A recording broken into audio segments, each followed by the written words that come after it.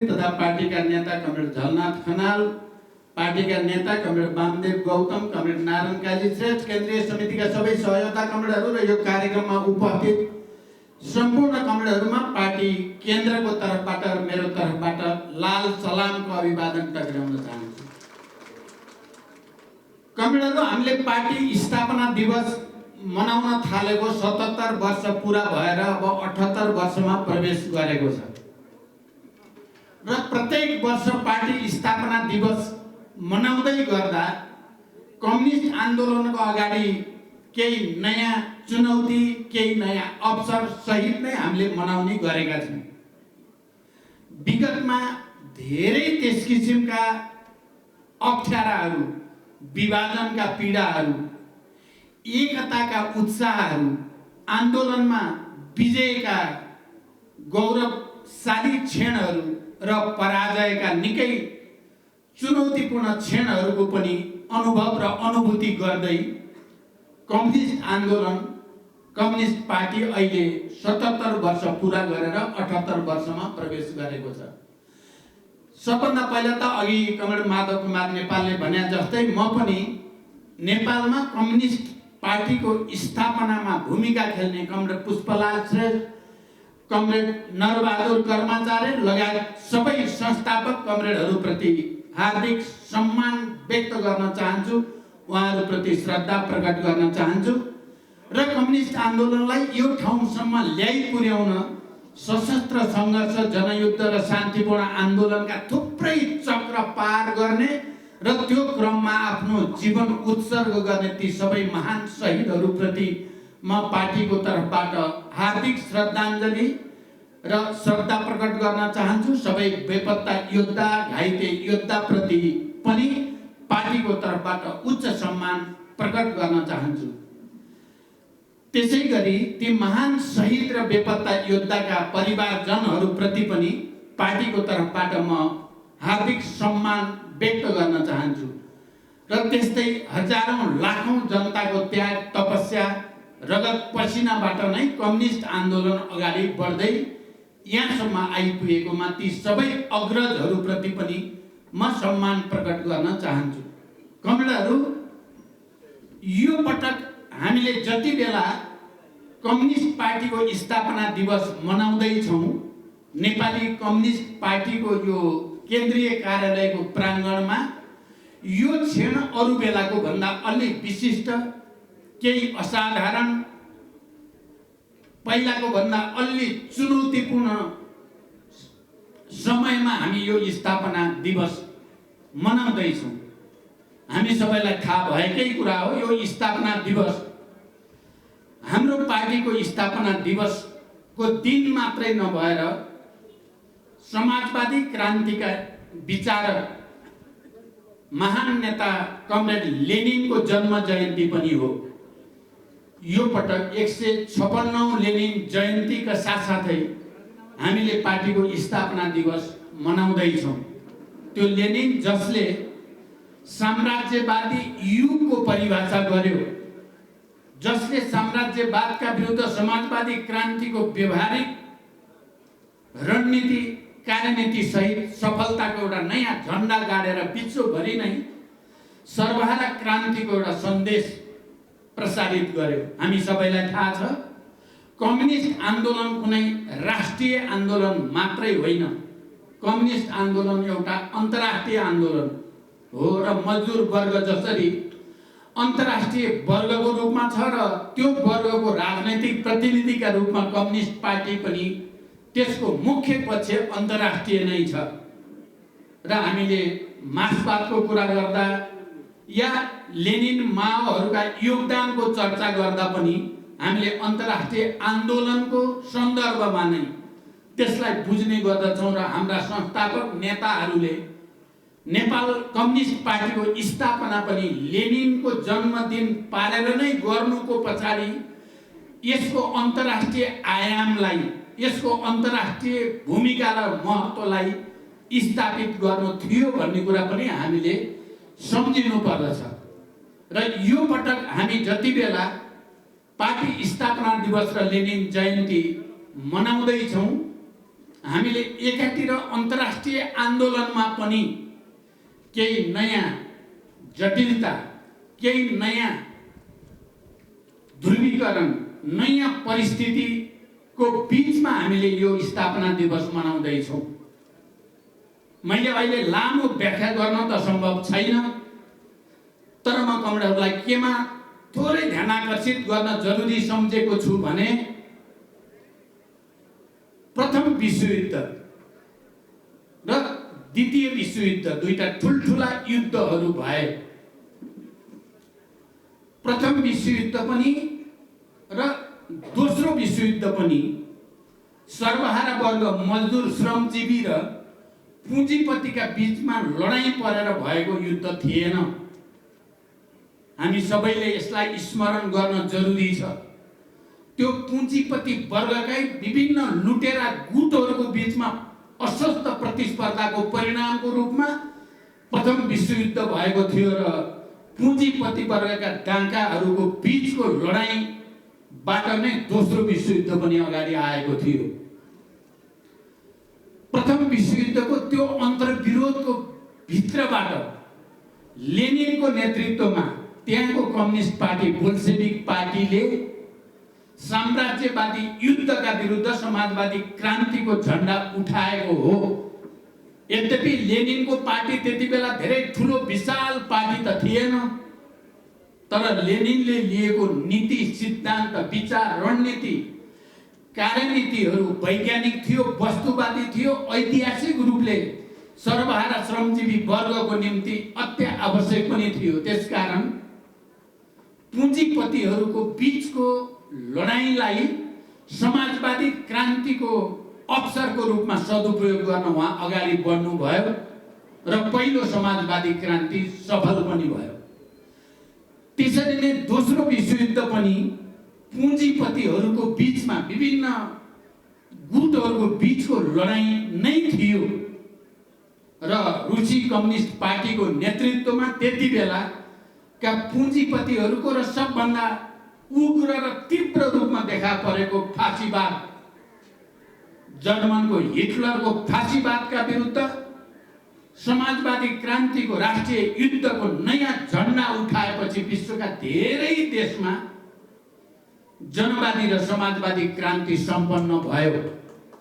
कमरेडहरू, म के भन्न खोज्दैछु तपाईँहरूको अगाडि भने अहिले फेरि एकचोटि पुँजीपतिहरू विश्वको विभाजन, पुनर्विभाजन गर्ने, विभिन्न रूपमा विश्वका जनतालाई लुट्ने गुटहरूको बीचमा अहिले फेरि एकचोटि ठुल्ठुला युद्ध र ठुल्ठुला अन्तर्विरोधहरू जन्मँदैछन् र परिस्थिति यस्तो बन्दैछ कि तेस्रो विश्वयुद्धतिर त जाने होइन भन्ने सन्तास विश्वभरि फैलिएको छ। अहिले भर्खरै इरान, इजरायल र अमेरिकाको बीचको युद्धको स्थिति मध्यपूर्वमा जसरी फैलिँदैछ, रुस युक्रेनवाला युद्ध 4-5 वर्षदेखि हामीले देखिराखेका छौँ। प्यालेस्टाइन र इजरायलका बीचको दशकौँदेखिको लडाईँ अझ चर्किँदैछ। र मैले भन्न के खोजेको छु भने फेरि एकचोटि पुँजीपति वर्ग निकै ठुलो सङ्कटमा परेको छ। उनीहरूका विभिन्न गुटहरू आपसमा स्वार्थको निम्ति फेरि मर्न मार्न तिनीहरू तम्सेका छन्। सर्वहारा श्रमजीवी जनता होइन। उनीहरूले जनताको कत्लेआम,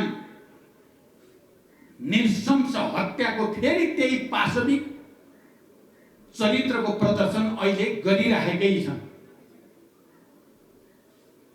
मेरो भनाइको तात्पर्य के छ भने यो फेरि पुँजीपतिहरू नवउदारवादमा देखा परेको सङ्कट, पुँजीपतिहरूका विभिन्न डाका गुटहरूको बीचमा देखा परेको सङ्कटलाई समाधान गर्न साम्राज्यवादले फेरि एकचोटि युद्धको सहारा लिँदैछ र विश्वभरिको जनतालाई युद्धतिर धकेल्ने दुस्साहस गरिरहेको हामीले देखेका छौँ। यसलाई कसरी बुझ्ने? हामी कम्युनिस्टहरूले, हामी मार्क्सवादीहरूले, हामी वैज्ञानिक भौतिकवादका पक्षधरहरूले भन्ने प्रश्न धेरै महत्त्वपूर्ण प्रश्न छ। जसरी लेनिनले साम्राज्यवादी युद्धका विरुद्ध समाजवादी क्रान्तिको झण्डा उठाउनु भयो, जसरी हिटलरको फासिजमका विरुद्ध रुसी कम्युनिस्ट पार्टी र संसारभरिका श्रमजीवी जनताले जनवाद र समाजवादको झण्डा र राष्ट्रिय युद्धको झण्डा उठाएर क्रान्ति सफल पार्नुभयो। अब फेरि भिन्न परिस्थितिमा हामी कम्युनिस्टहरू र श्रमजीवीहरूको काँधमा एउटा विश्वव्यापी महत्त्वको ऐतिहासिक जिम्मेवारी आएको छ। कमरेडहरू, हामी सबैले बुझ्नै पर्छ यो कुरा, यो धेरै महान कुरा छ। तपाईहरुले सायद यो कुरा नोट गर्नुभयो होला, चाहे ल्याटिन अमेरिकी देशको कुरा गरौँ या अन्य देशहरूमा पनि कुरा गरौँ, अहिले फेरि एकचोटि समाजवादतिर दुनियाँ फर्किँदैछ। तपाईहरुले हेरिराख्नु भएको होला, अमेरिका जस्तो ठाउँ जहाँ त्यहाँको सरकार र नेतृत्वले दुनियाँभरि युद्ध थोपर्ने दुस्साहस गर्दैछ, लाखौं र करोडौंको संख्यामा अमेरिकी जनतामा सडकमा उत्रेर युद्धको विरोधमा उत्रेको पनि हामीले देख्न सक्नुपर्दछ। तपाईहरुले यो कुरालाई पनि नोट गर्नुपर्दछ। अमेरिकामा नै फेरि न्युयोर्क लगायतका सहरहरूमा कम्युनिस्ट पार्टीको झण्डा लिएर त्यहाँका श्रमजीवी जनताहरू पनि सडकमा उत्रिन सुरु गरेका छन्। त्यस्तो बेलामा हामीले नेपाली कम्युनिस्टहरूले यहाँ पार्टी स्थापना दिवस मनाउँदैछौँ भने हाम्रो के अन्तर्राष्ट्रिय दायित्व हुन्छ भन्ने कुरा हामीले गहिरो गरी विचार गर्नुपर्दछ। अन्तर्राष्ट्रिय हाम्रो भूमिका के? साम्राज्यवादी युद्धका विरुद्ध समाजवादको पक्षमा हामीले विश्वभरिका श्रमजीवीसँग नयाँ सिराबाट एकता गर्ने, सायद तपाईहरुले यो पनि हेर्नुभयो होला, केही दिन अगाडि हाम्रो पार्टी समेत संलग्न भएको दक्षिण एसियाका विभिन्न कम्युनिस्ट पार्टी र क्रान्तिकारीहरूको एउटा संयुक्त वक्तव्य निक्लिएको छ। साम्राज्यवादी युद्धका विरुद्ध, साम्राज्यवादी हस्तक्षेपका विरुद्ध फेरि हामी एक भएर उठ्नुपर्छ भन्ने अपिल प्रकाशित भएको थियो। साना साना जिल्का जस्ता देखिन सक्छन्। अमेरिकामा फेरि कम्युनिस्ट पार्टीको झण्डा बोकेर हिँड्ने त्यहाँका मजदुरहरू, या ल्याटिन अमेरिकी देशमा विभिन्न खालका साम्राज्यवादी हस्तक्षेप र षड्यन्त्रका विरुद्ध लड्दै पड्दै त्यहाँका कम्युनिस्टहरू र वामपन्थीहरू सत्ताको सङ्घर्षमा कहिले नराम्रोसँग पराजय भोग्दै र फेरि त्यो पराजयबाट शिक्षा लिएर फेरि नयाँ नयाँ विजयका झण्डा गाड्दै अगाडि बढेका तपाईँ हामी सबैलाई थाहा छ। ब्राजिलको इतिहास, त्यहाँका वामपन्थीहरूको के भयो? पहिला शान्ति प्रक्रियामा आइसकेपछि कसरी त्यहाँका वामपन्थीले चुनाव जिते, सरकार बनाएर केही वर्षपछि तिनै मानिसहरूमाथि साम्राज्यवादी र प्रतिक्रियावादीहरूले अनेक षड्यन्त्र र प्रपञ्च गरेर उनीहरूलाई जेल हालियो, भ्रष्टाचारको आरोप लगाइयो, वर्षौं जेल बसेर पनि उनीहरूले जनताको पक्षमा, राष्ट्रको स्वाधीनताको पक्षमा आवाज उठाउन छोडेन। पछि तिनै नेताहरू फेरि आएर चुनाव अत्यधिक बहुमतले जितेर अहिले राष्ट्रपति छन्। हामीले यो कुराको पनि हेक्का राख्नुपर्छ। आज हामीले पार्टी स्थापना दिवस मनाउँदै गर्दा विश्व इतिहासमा क्रान्तिकारी र वामपन्थीहरूका जित र हारका श्रृङ्खलाहरू कस्ता रहे र अन्तिममा विजय कम्युनिस्टहरूको, क्रान्तिकारीहरूको नै हुँदै कसरी आएको छ भन्ने कुराको पनि गम्भीर समीक्षा गर्नुपर्दछ। म यसको लागि पनि यो मञ्चबाट तपाईँ सबै कमरेडहरू र देशभरिका क्रान्तिकारी कम्युनिस्टहरू, श्रमजीवी जनतासँग पनि अपिल गर्न चाहन्छु।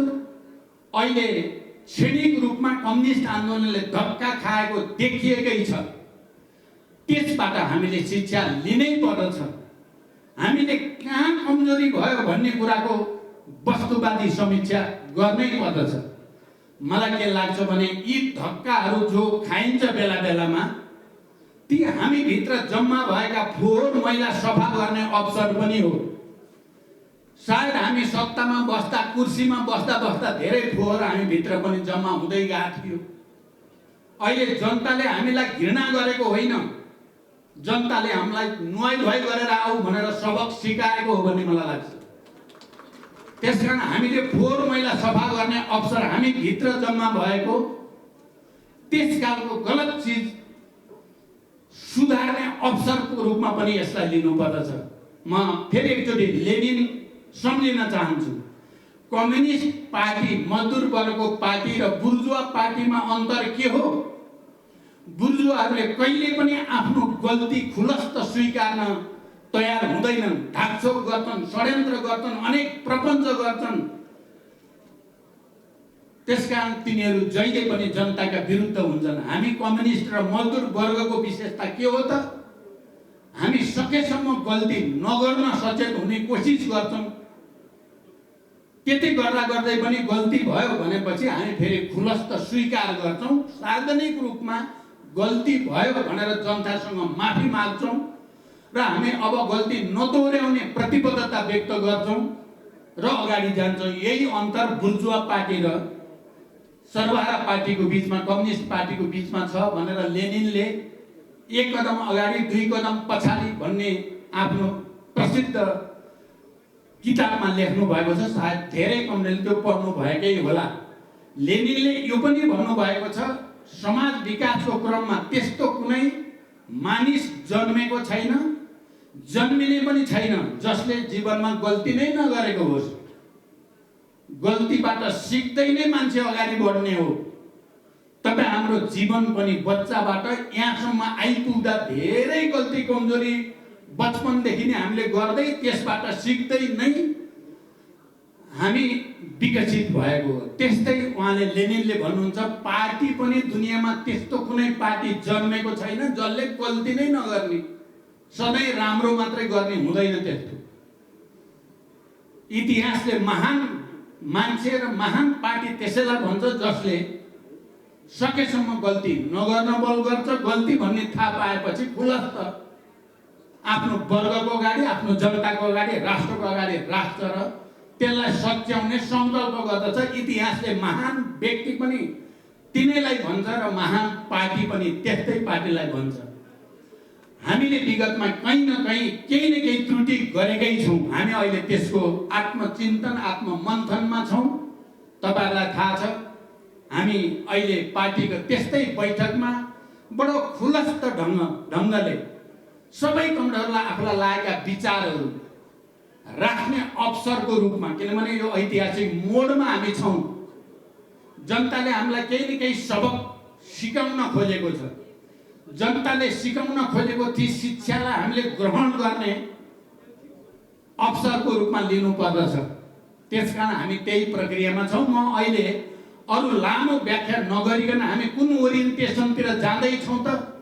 पहिला आफ्नै पार्टीका कमी कमजोरी सच्याएर यसलाई पुनर्गठन गर्ने, नयाँ युवाहरूलाई प्राथमिकताका साथ आउने महाधिवेशनसम्म जाँदा तलदेखि माथिसम्म युवा र गतिशील नेतृत्वलाई प्राथमिकता दिने, हामी पुराना पुस्ताकाले पनि कुनै न कुनै भूमिका भए पनि अहिलेसम्म खेलेको रूप र भूमिकालाई नयाँ रूप र भूमिकामा प्रस्तुत गर्ने गरी छलफल गर्दैछौँ र हामी महाधिवेशन 6 महिनाभित्र हामीले भनेका छौँ सकेसम्म आउने आश्विनभित्र महाधिवेशन सम्पन्न गर्ने र नयाँ ढङ्गले यो पार्टीलाई पुनर्गठन गर्ने प्रक्रिया सुरु भएको छ। पहिलो। दोस्रो, हामीले यो बदलिएको देशको राजनीतिक जटिल परिस्थितिमा वामपन्थी र कम्युनिस्ट आन्दोलनको समग्र रूपान्तरण र पुनर्गठन पनि आवश्यक छ। त्यसको निम्ति पनि नेपाली कम्युनिस्ट पार्टी, हामी यहाँ 3टा प्रधानमन्त्री पनि छौँ, उपप्रधानमन्त्रीको लाइन नै छ, मन्त्रीहरूको त हामी निकै धेरै छौँ। यो पटक मन्त्री हुन नपरेकोमा, प्रधानमन्त्री हुन नपरेकोमा म खुसी व्यक्त गर्छु। यो आफू पार्टी सच्याउने अवसर हो हामीलाई। त्यसकारण कम्युनिस्ट आन्दोलनको पुनर्गठनको नेतृत्व पनि हामीले नै गर्नु छ। मैले व्याख्या नगरिकन तपाईँहरूको ध्यान आकर्षण केमा गर्न चाहन्छु, यो बिचमा मसँग विभिन्न कम्युनिस्ट घटकका साथीहरू, पुराना नयाँ सबैले आउने ल तपाईँहरूले नेतृत्व गरिदिनु पर्यो कम्युनिस्ट आन्दोलन पुनर्गठन भन्ने धेरै सयौं नेताहरू आउने गर्नु भएको छ। म अझ बढी जिम्मेवारी थपिएको जस्तो, अझ बढी चुनौती थपिएको जस्तो महसुस गर्ने गरेको छु।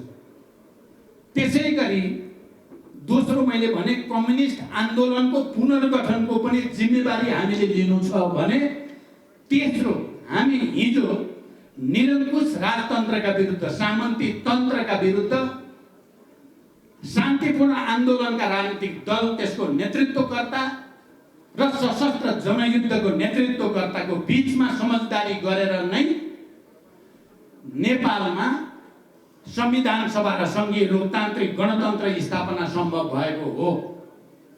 त्यसकारण एकपटक तेस्रो हतियारका रूपमा हामीले संविधान सभाका, शान्ति सम्झौताका, समानुपातिक समावेशी प्रतिनिधित्व प्रणाली र संघीय लोकतान्त्रिक गणतन्त्रका पक्षधर सबै राजनीतिक शक्तिहरूलाई एक ठाउँमा ल्याएर फेरि एकचोटि राष्ट्रको अगाडि देखा परेको स्वाधीनताको समस्या, भौगोलिक अखण्डताका समस्या लगायत तमाम समस्याहरूको फेरि मुकाबला गर्ने अवसर पनि यो हो।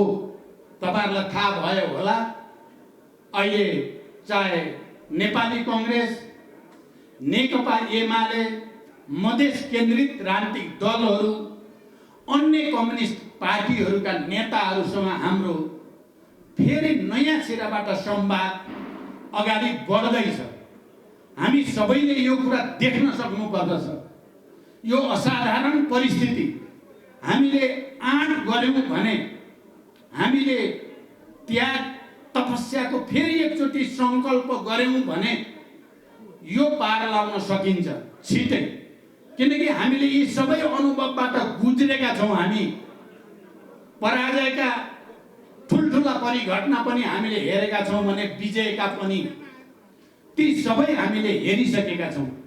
64 मा कसरी हामी एक्लै बहुमतको नजिक पुगेको अनुभव पनि हामीसँग छ।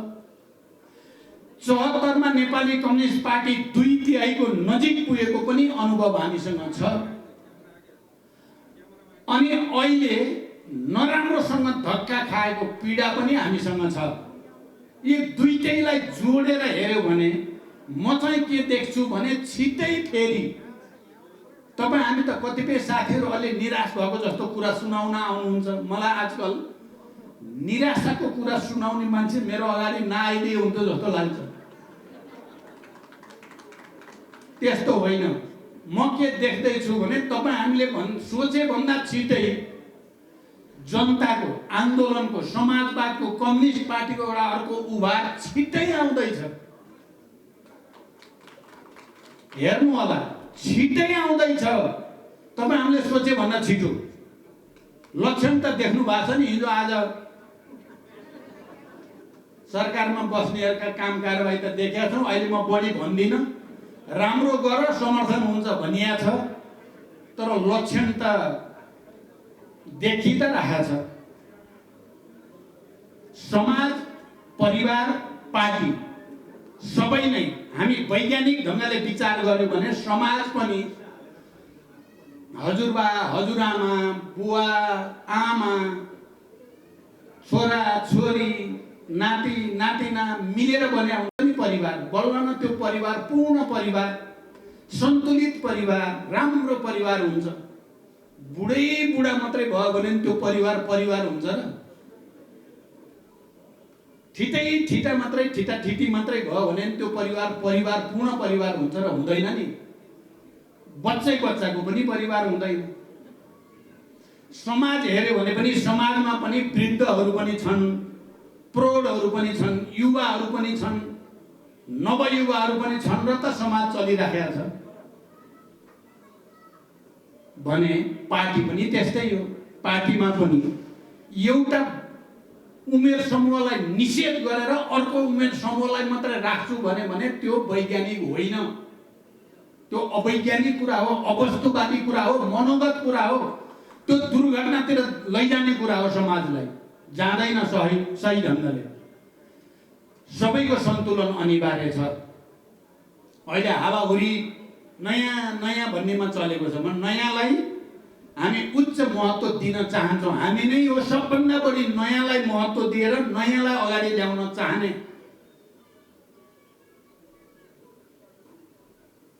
तर हिजो आज राम्रा राम्रा न्युजहरू पनि आउन थालेका छन्, बिस्तारै बडो रमाइलो लाग्न थालेको छ न्युजहरू हेर्दा,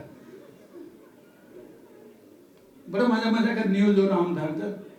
अस्ति nepo baby nepo kids corruption भन्नेहरू अब ती नेपो बेबी र किड्स को रहेछन् भन्ने त अब त देखिन थाल्यो नि।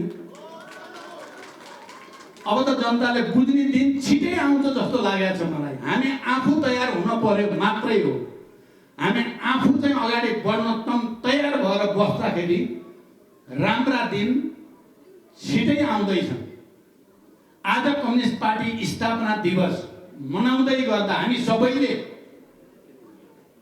बुझ्नुपर्ने वैज्ञानिक कुरा के हो भने हामी फेरि धुलो मैलो टकटक्याउँदै फोहोर मैला सफा गर्दै फेरि जनताको साथमा, फेरि वर्गको साथमा, फेरि क्रान्तिको पक्षमा उभिने कुरा नै हो। म फेरि भन्न चाहन्छु, जनताले हामीलाई सबक सिकाएका छन्। यो पटक जनताले हामीलाई घृणा गरेर बहिष्कार गरेको होइन, सबक सिकाएको हो। तिमीहरू अलि बढी बढी हुन थालेछ भाइ, होस गर भने हो। होस गर्ने बित्तिकै जनता फेरि राष्ट्रिय स्वाधीनताको निम्ति जहिले पनि कम्युनिस्टहरू लडेको इतिहास जनताले बिर्सेको छैन।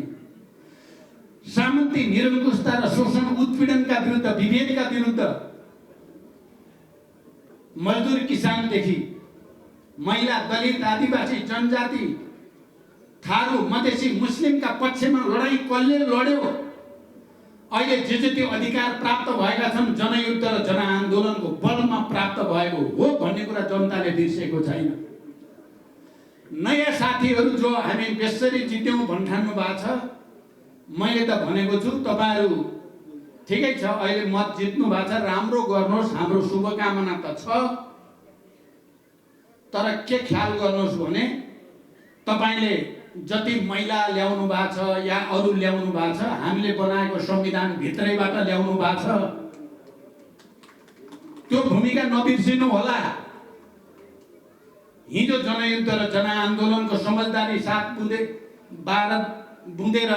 सात राजनीतिक दल र नेकपा माओवादीको बीचमा समझदारी भएर संविधान सभा र संघीय लोकतान्त्रिक गणतन्त्र नभएको भए तपाईहरुले अहिले जे भोगिराख्नु भएको छ त्यो असम्भव थियो भन्ने कुरा नबिर्सिनु होला।